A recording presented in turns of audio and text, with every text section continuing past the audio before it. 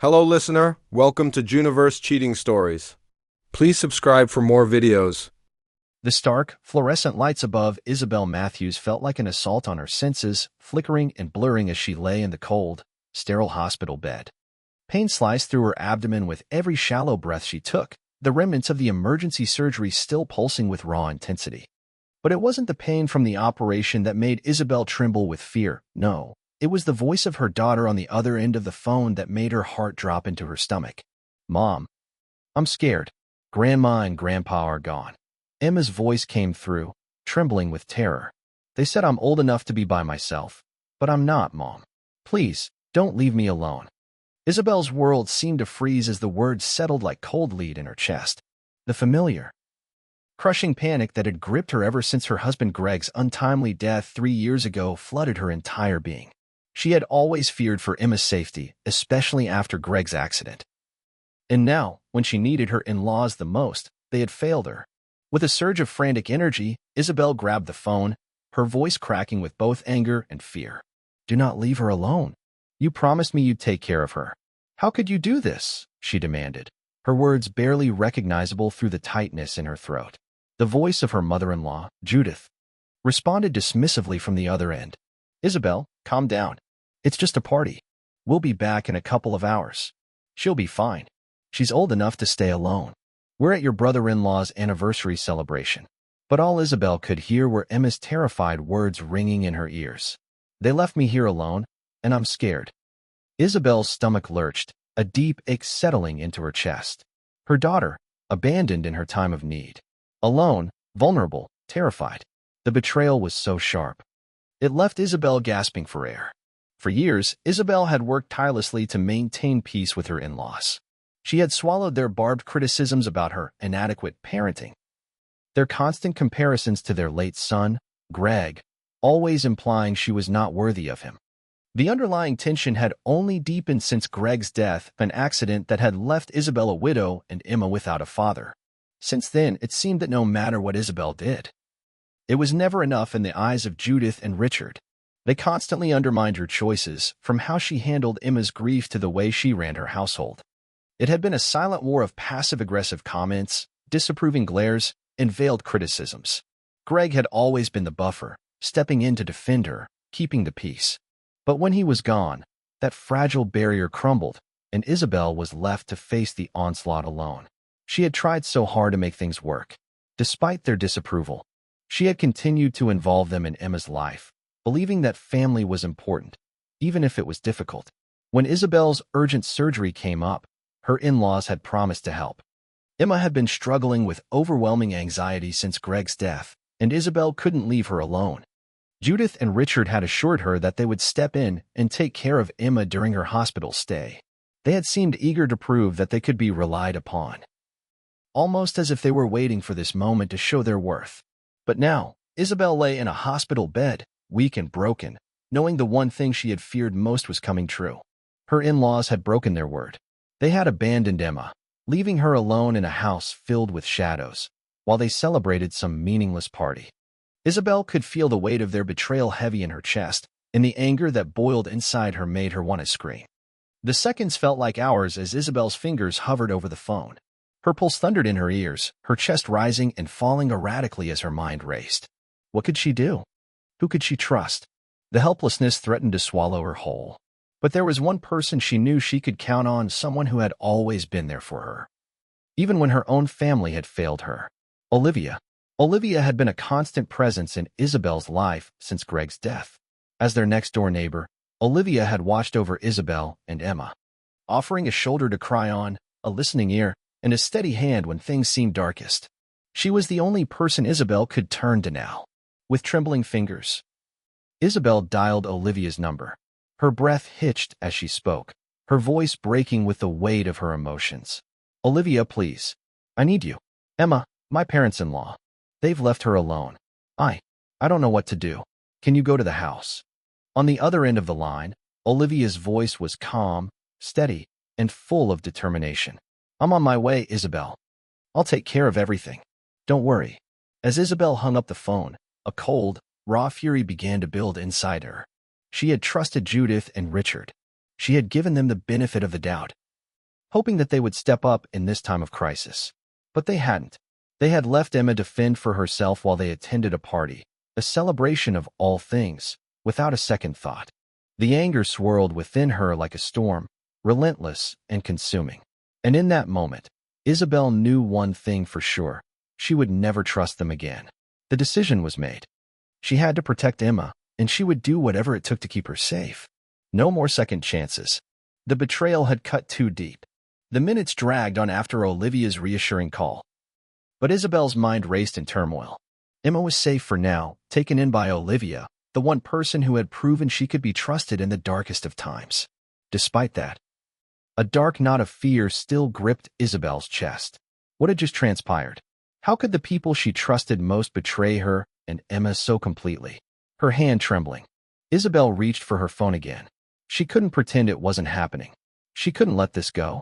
Her voice, despite the fear and rage coursing through her veins, was unervingly steady as she dialed the Child Protective Services hotline. "I'm calling to report child endangerment," Isabel began, forcing her words out despite the weight of the situation. "My in-laws left my 10-year-old daughter alone at home while I was in the hospital recovering from surgery." She explained the events, each word a sharp reminder of how her daughter had been abandoned when she was most vulnerable. On the other end of the line, the social worker's voice remained calm but firm. "This is a serious matter. We will investigate the claim immediately." As soon as the call ended, Isabel was struck by the full weight of what she had done. She had just involved the authorities, opened a door that could never be shut again. Her in-laws would know. They would be furious, perhaps even take legal action. But in that moment, there was no doubt in her mind. She had made the right decision. Emma had to be protected at all costs. No matter the repercussions, Isabel would stand her ground. The next few days passed in a blur of relentless tension. The phone calls from her in-laws didn't stop. Each one was more heated, more accusatory than the last. Richard and Judith demanded answers, their voices filled with indignation and outrage. "You had no right to do this." Richard's voice had boomed through the phone, raw with anger. "We're her grandparents. We were just trying to help. How dare you report us like this?" Judith's voice followed, dripping with venom. "You've ruined everything, Isabel. All we ever wanted was to be part of her life. You've turned the family against us. We have a right to see her. We won't let you get away with this." But Isabel's patience had already run out. The floodgates of her anger had been opened. "You abandoned her," she snapped, her words biting and cold. "You left my daughter alone, terrified, and you think you have a right to see her after that? You failed her. You failed me. You chose a party over your granddaughter's safety, and that's unforgivable." Her voice trembled with fury, but the words kept coming, unstoppable. "You've been undermining me for years. But now you've crossed the line. I won't let you manipulate me or my daughter anymore." Each time she heard their voices, that flame of anger grew hotter, burning through the last remnants of the trust she had foolishly placed in them. They had taken advantage of her kindness, used her own fears against her, and now they had gone too far. The guilt she once felt for keeping them at arm's length seemed like a distant memory. Judith, sensing her grip on the situation slipping, took to social media in an attempt to paint herself as the victim. Isabel's heart sank as she saw the post, a long, emotional rant claiming that Isabel had turned the entire family against her, accusing her of deliberately alienating Emma from her grandparents. "Isabel's been poisoning Emma against us," Judith wrote. "We've tried everything to help, but this is how she repays us. We're her family. She's pushing us out of her life, and for what? A petty grudge." Isabel's hands shook as she scrolled through the comments, her heart pounding in her chest. The lies were blatant, but they were enough to make some family members pause and wonder if Isabel was really the one in the wrong. The damage was done. Judith's message was already spreading like wildfire through the family. Some relatives began to reach out to Isabel, expressing their shock at the accusations. "We didn't know it was this bad," one cousin wrote. "We always thought you and Judith had a good relationship." Others, however, were still too loyal to Richard and Judith to question their version of events. The family began to divide, the rift growing wider with each passing day. Isabel's world, already teetering on the edge, seemed to be cracking apart at the seams. And then, the final blow came. Isabel's phone buzzed with a new message, a formal letter from a lawyer representing Richard and Judith. The subject line made Isabel's blood run cold. Request for grandparent visitation rights for Emma Matthews. Her hands trembled as she read the contents. They were demanding legal visitation rights, citing their close relationship with Emma and accusing Isabel of unfairly denying them access. The letter even went so far as to accuse Isabel of attempting to alienate them from Emma for no valid reason. Isabel could feel her world spinning as the full extent of the battle she was facing became clear. This wasn't just about protecting Emma anymore. It was a fight for control, a fight to preserve everything she had worked so hard to build. The tension between Isabel and her in-laws had reached its peak. She had braced herself for the onslaught of legal threats and accusations, but nothing could have prepared her for what happened next. It was late one evening when she heard the sharp, insistent knock at her door. Isabel's heart skipped a beat as she turned to the front window and saw Richard and Judith standing there, their faces contorted with anger. They had come uninvited, and from the look on their faces, they were ready for a confrontation. "Open the door, Isabel. We're here to see Emma," Richard shouted, his voice booming through the house. Isabel's pulse quickened. She could feel the storm brewing outside her door, and every instinct told her she had to stand firm. But this time, she wasn't alone. Isabel had already taken the necessary precautions. The moment her in-laws began pounding on the door, she activated the video doorbell, speaking through it with chilling clarity. "Leave my property now," she said, her voice cold and unwavering. "You're not welcome here." For a moment, there was silence on the other side. Then, Richard's voice cracked with frustration. "You can't keep us from our granddaughter. She's ours too." Isabel's hand gripped the door handle, but she stayed rooted to the spot. She had already called the police, and within moments, the flashing lights of a patrol car lit up the street. The officer, a calm presence in the midst of the chaos, stepped forward to intervene. "Everything okay here, ma'am?" the officer asked, his eyes assessing the situation. "They're here uninvited," Isabel explained, her voice shaking slightly. "They've been harassing me, trying to force their way into my home. I've asked them to leave." Richard and Judith were furious, but the officer wasn't having it. After a few tense moments, he managed to calm them down. "You're trespassing. Leave now, or I'll have to take further action," the officer warned. Richard and Judith exchanged one last glare before they were escorted off Isabel's property. Isabel stood there, her legs unsteady. As she watched the patrol car pull away, she felt a mixture of relief and fear wash over her. They were gone, for now, but the battle was far from over. She knew that. The days that followed were a blur of legal documents, calls from lawyers, and increasing pressure from all sides.